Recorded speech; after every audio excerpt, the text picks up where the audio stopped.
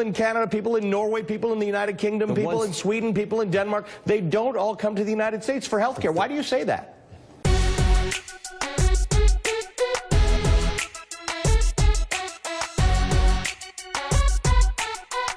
Nowhere on the face of the earth is there a free health insurance market that works. There is no actual free market health system, and that's because no profit-making company would ever choose to willingly insure a sick person or an old person. They just don't do it. So the only way this works is as a risk pool. Now, the only way to cover as many people as you can with a risk pool is to do what most countries, most modern countries have done, and that is a single-payer healthcare system. Let's actually bring back affordable insurance for working-class families.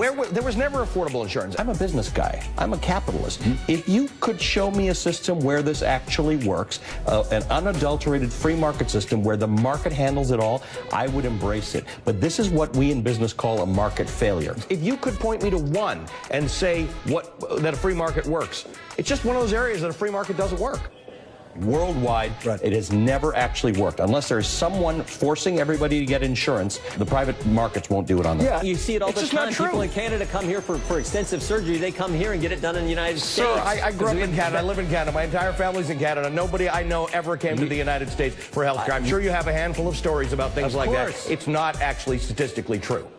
There's no rush for people to come to America where health care costs twice as much per person as anywhere else in the developed world. You know, sir, that in all those countries, all the developed countries that have single-payer systems or universal health care, happiness about health care is actually substantially greater than it is in the United States. Then why do they all come here? Why do they all come here for treatment? They don't all come here. Republicans say that all the time. They don't all come here. They don't all come here.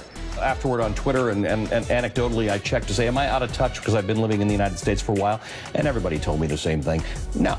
There are dotting the Canadian-U.S. border in places in Washington State and Michigan and upstate New York.